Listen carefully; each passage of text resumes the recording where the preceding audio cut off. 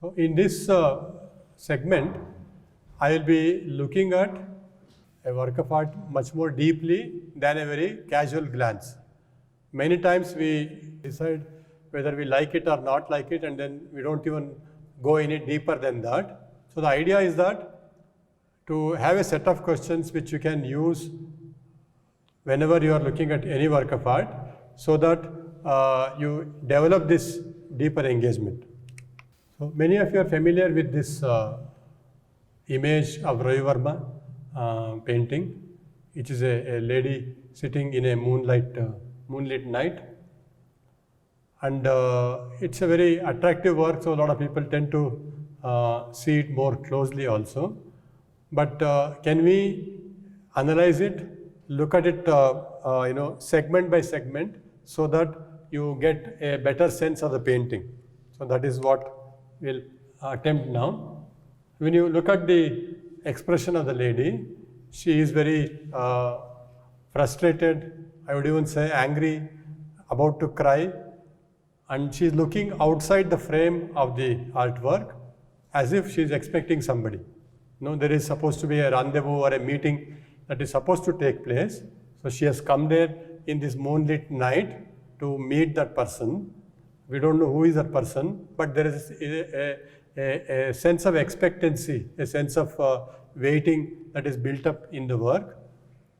And it looks like a windy night because her pallu is shifting, but she is also very defensive in her gesture, in the sense she, if you see the hand, this one, and the way the legs are crossed, she is not very comfortable sitting there alone. So the body language is suggesting that detail. And if you look at the dress that she is wearing, you can understand that she comes from a fairly well-to-do family because of the kind of dress. It's a South Indian dress also to some extent, and the body expression, but the anatomy and all suggests to such conclusion. And also a very interesting aspect of this work is that it is located in a very pleasant landscape, right? It's such a beautiful moonlit night.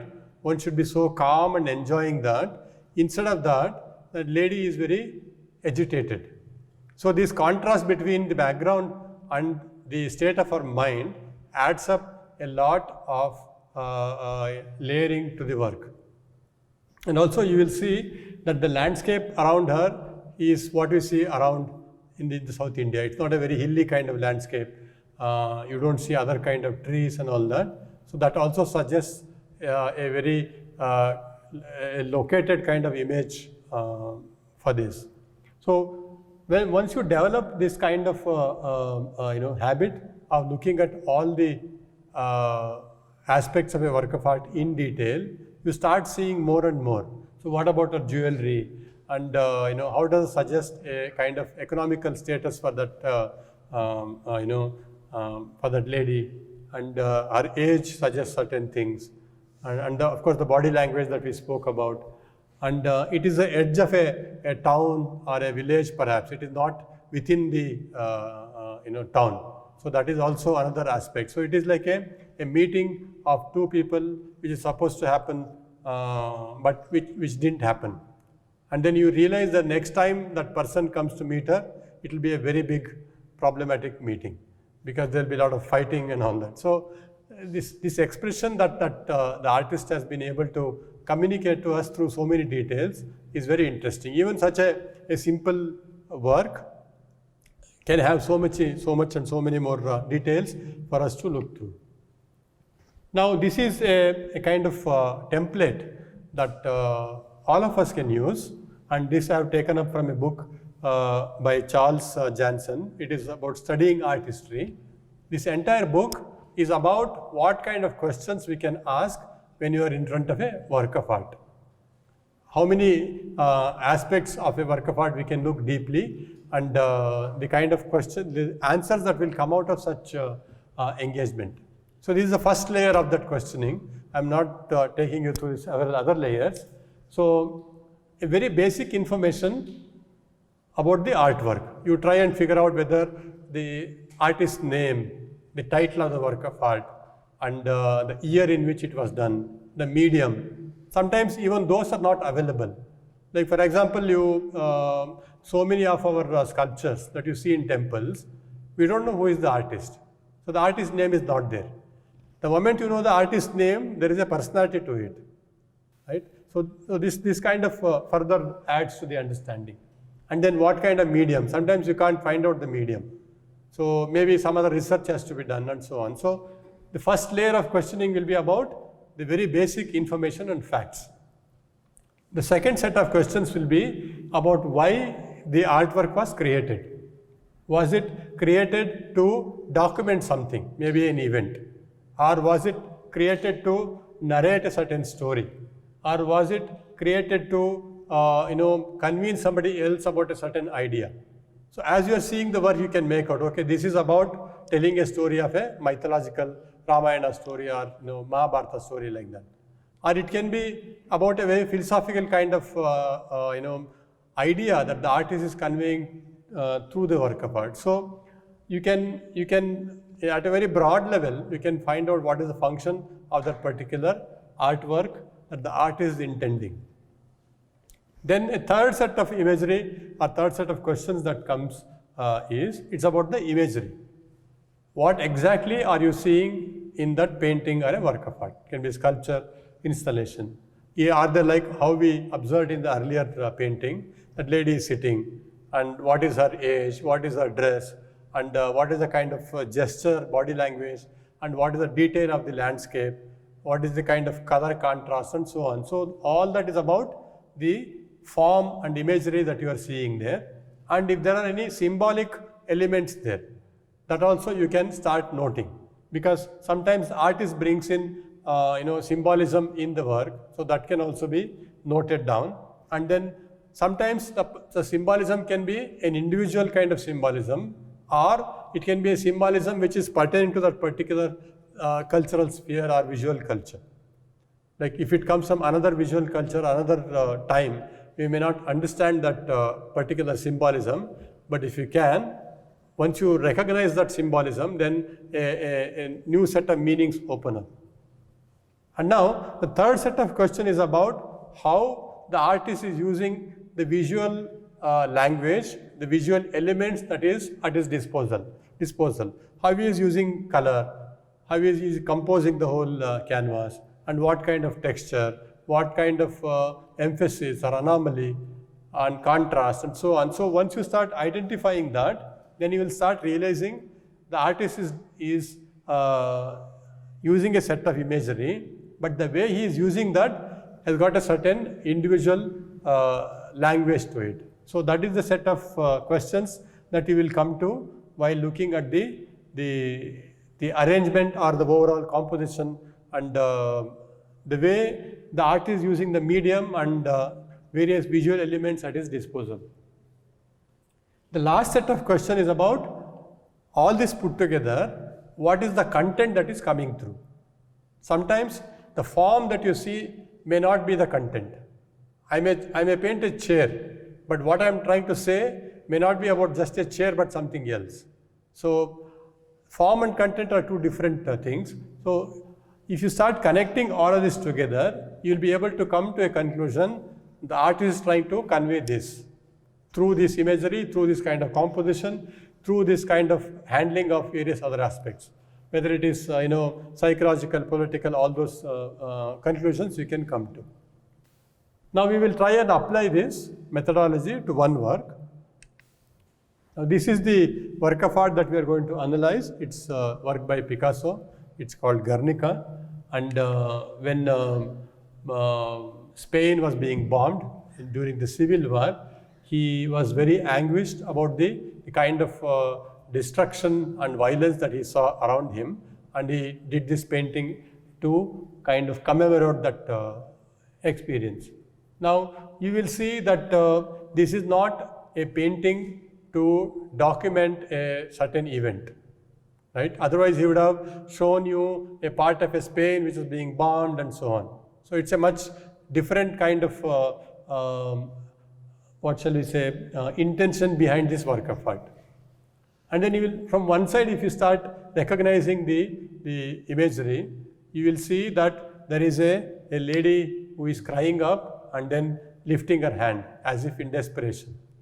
And then you will see that there are these flames leaping up from the building.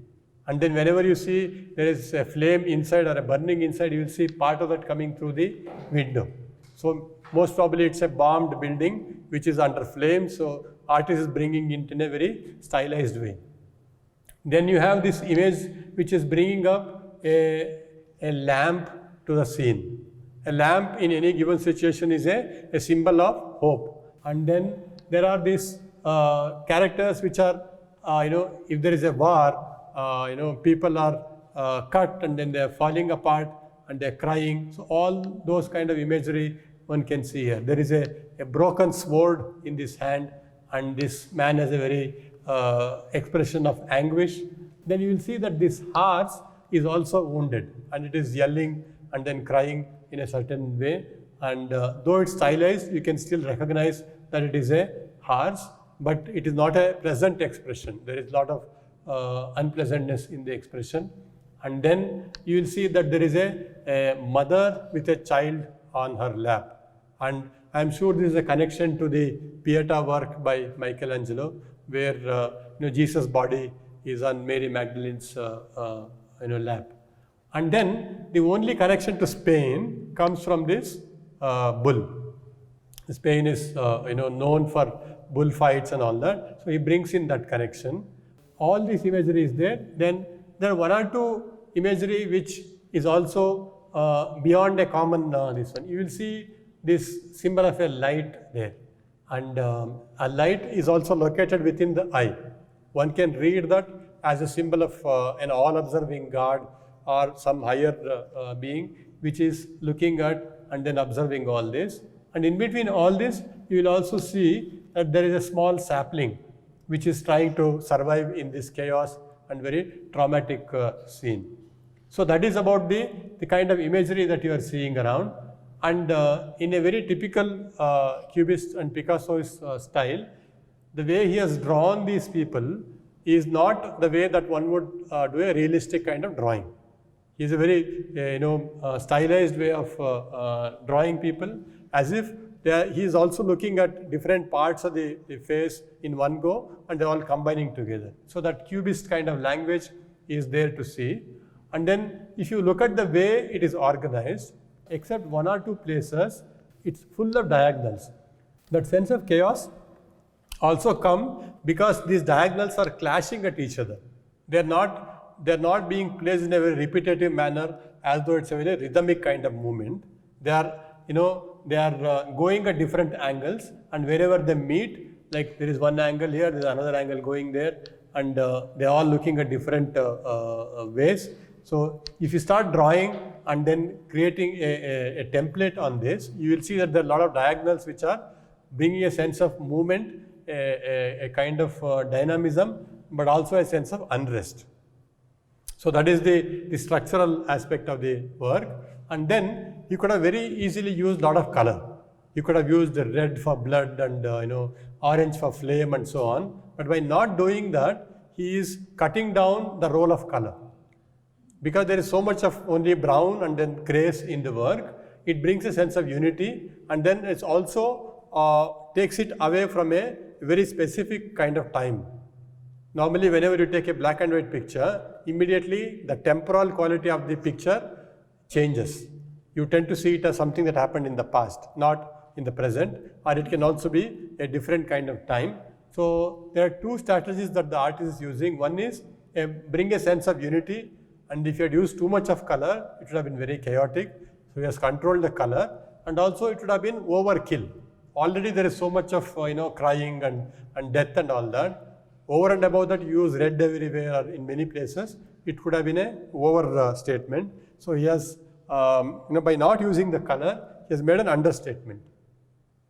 And all of it put together, it is not a violence that happened in one place, but it could be a violent act or a struggle which can happen anywhere. So he is immediately is taking away the experience from one specific event to a much higher plane, so that it can be connected by many, many more people. Like I can make a portrait of my grandmother. I have an emotional connection with her. But for anybody else, she is an old woman. Unless I am able to bring something of that grandmotherliness in that, the specific experience will not become universal.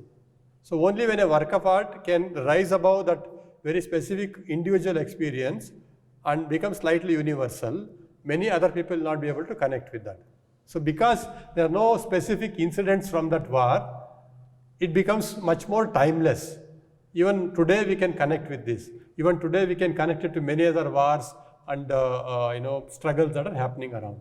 So these are the various aspects that one can see in a work of art when you start looking at it in detail.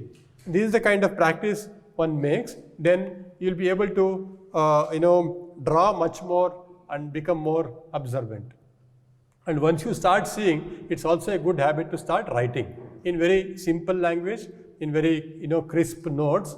Around the work, you can make a mind map kind of thing and start writing. So for a longer time, you'll be able to remember what is that you saw in that work of art, which made you think like this. And when you start seeing more and more work, you will start seeing a certain pattern which is emerging, which I will be talking about in the next aspect. Now, one or two more works I want to analyze in this way, so that we see that the methodology really works to bring a habit of more observant looking at a work of art. This is a work by Surendran Nair. He is a very well-known painter from Baroda, and it is one of his very iconic kind of work. And when you see this, you realize that there are many elements from our culture and from history which are being used here. And then it is a good habit to go and do a little bit of more research to find out if there are other imagery, other kind of connections that one can search from. Then you will see that we have this mythology of Krishna lifting the Govardhana mountain to save the entire people from his village. So that imagery is there, which has a connection to this painting. Then you have photographs of Gandhi after he came back from Africa. And then you also have photographs of Gandhi because he was very fond of goats. So those photographs are there. And then you also have the image of Jesus Christ. So all this put together, Surendran starts a very complex kind of imagery. You see that this is Mahatma Gandhi, and once you start realizing, you recognize that is Mahatma Gandhi in white, and then you have the goat there. And then Mahatma Gandhi is holding an umbrella which is lifting up an entire Indian continent. And then that umbrella itself has a very specific connotation. It is not an umbrella used by kings. It is not an umbrella used by very rich people. It's a common man's umbrella that you see, a black umbrella which is used in areas where there's a lot of rain and then very sunshine and all that. So very common kind of umbrella is used. That means the connection is with a common man, not with a rich aristocrat kind of thing. So it is not a chamara that is used to denote the power of the king, but it's a common man's umbrella which is protecting him from something. So that association is there. Then you will see that there are associations with the Indian temples and monuments. You will see a temple which is most probably you will see in Kerala. Then you will see a church. Then you will see a Mughal kind of monument. Then you will see a Baha'i temple. Then at the end you see the Mount Kailash. So that means the syncretic nature of the Indian culture, where Hindus, Muslims, Christians, and Sikhs, Parsis, they all stay together and it is held together. So there is an allegory that is being built in relation to that. So all these are from the south up to the north is bringing many, many architectural associations in that. Then you will see that there is this crow which you see at the edge of the shadow there. And in the Indian, especially Hindu way of thinking, on the day you offer, for your ancestors, the ancestors' day, you offer rice as a offering, and then that crow has to come and eat it. But here, the crow is not eating this rice offering, it is going away. That means there is a kind of disconnection between the present and the past. So that is one more this one. Then you will also see many other kind of symbols there. This is normally used in Bhagavati temples. Few other symbols also which are very interesting. One is this a Hawaii chapel, not a stylistic branded chapel. Hawaii chapel, again in consonance with the common man's umbrella. Then you have a kind of this one worn on the legs to make noise. Then you have a temple bell. More interestingly, there is a damaru on this shaft which Gandhi is holding, which is associated with Shiva. So there are a lot of images, and then the more you connect them, a different kind of reading of this painting will start coming through. And here, what you see as a cloud, if you see from another perspective, it starts looking like drifting continents. So it is no more about things held together, but where things are being floating away from each other. So it can be read as a cloud and as geographical parts which are moving away. So the painting is very richly loaded with many different kind of symbolism. And then also it is very difficult to give a one-line summary of this painting. Many people want to, they come to exhibitions and they tell the artist, no, tell me about this in one sentence. Like, give me the gist of the painting. A painting like this will not allow you to come to that kind of gist. The more you think, the more you observe, a different layer of meaning, a different way of looking at the work will come through. This is another work by Sudhir Patwardhan. He was born around Mumbai, and then all his life he has painted the experience of Mumbai, a very crowded city with a lot of people, lot of buildings and so on. So the strategy that he has used to bring that sense of crowded urban experience is very interesting. It is not about drawing a city corner, sitting in one corner and then drawing a image of Mumbai. It is not like that. You will see a lot of flyovers, then you will see different kind of buildings belonging to different time lines, and a lot of people, different kind of people. So the more you see, more detail will come through this painting. And also the strategy itself of loading many things into the work brings you a sense of a very crowded city. If there are only one or two buildings and one or two people in that, then it will not be a true translation of the Mumbai experience. So in that sense, the formal strategy that Sudhir Patwardhan has used in this work is very interesting. And you can observe this painting for a very long time. And the people that he has drawn are not like types, in the sense he's looking at people, he's making drawings, he's observing them day in and day out. So each one becomes a character in the bigger novel kind of painting that he is doing. So you can know that this person has a name, he's got a family, and so on and so forth. So he make them very human, not like a typology of a human figure. That is the more interesting part. And then again, in drawing the building, he is not giving you a very simplistic version of a building. There are specific buildings around him in his area, which is composing them into one work. So though this painting is about translating his Mumbai experience, it is not a direct landscape in that sense. So it's a very complex and composite kind of work. Now I move on to few other works which are called non-figurative, where you are not able to recognize what this work is about.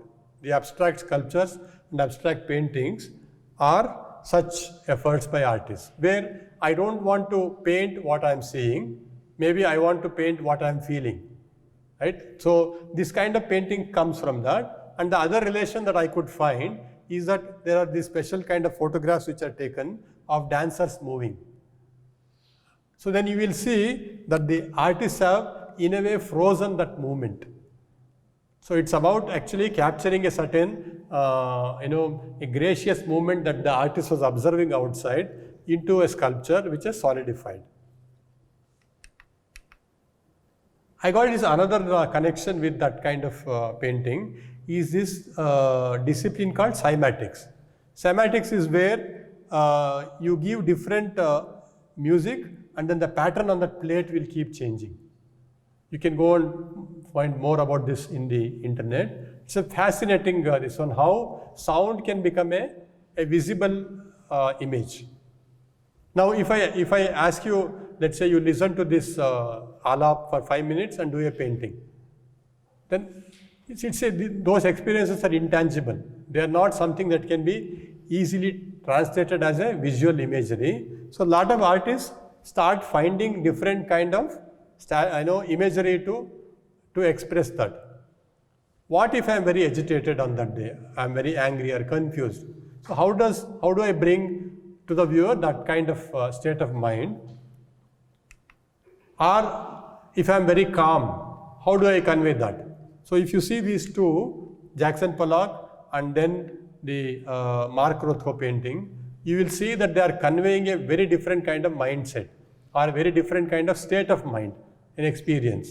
Now if I tell me, explain the smell of jasmine, I will be at a loss of words.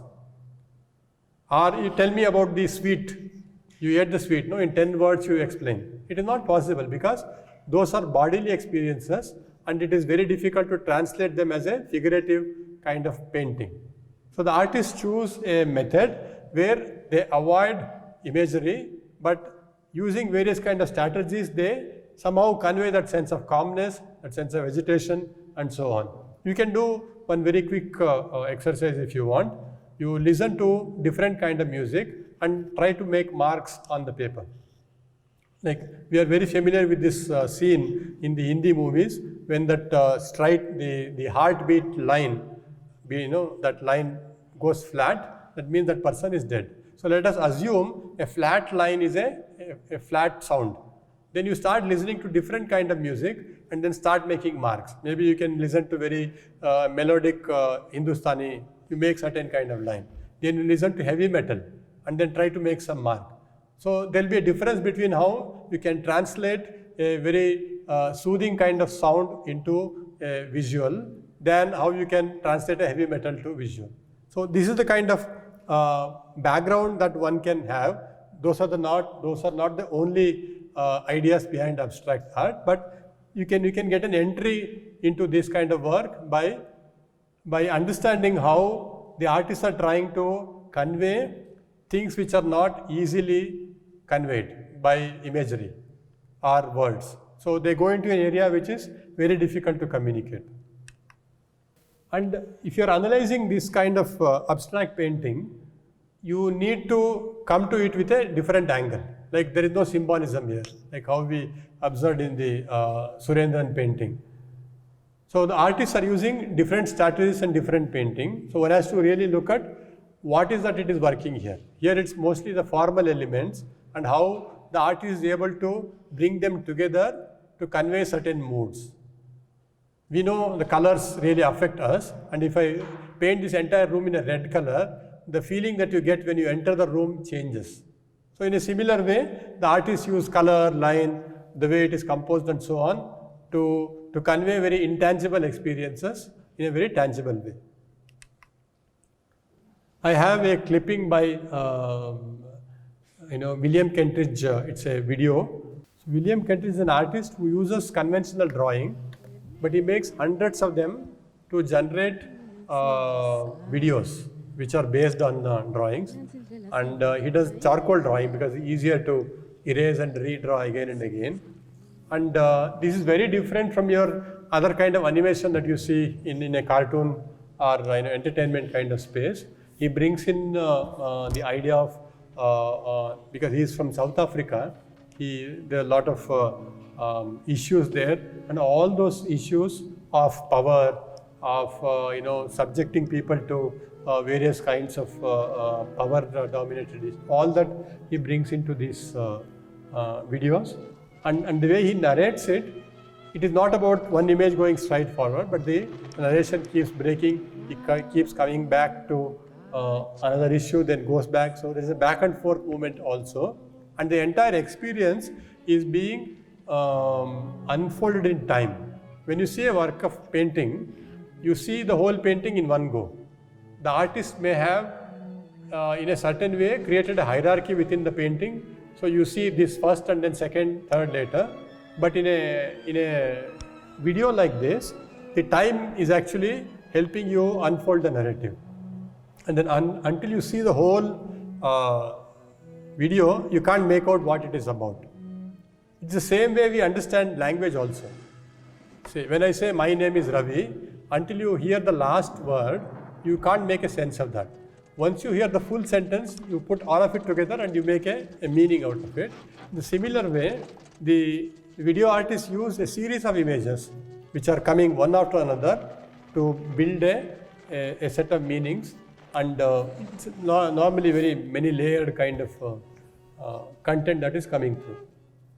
It's about how, by keeping this set of questions that one can ask about a work of art, you can see more than a normal glance. And over a period of time, it becomes a habit. Over a period of time, you develop this habit. Very quickly, you make all the analysis, get the data, and then you can make those conclusions of your own.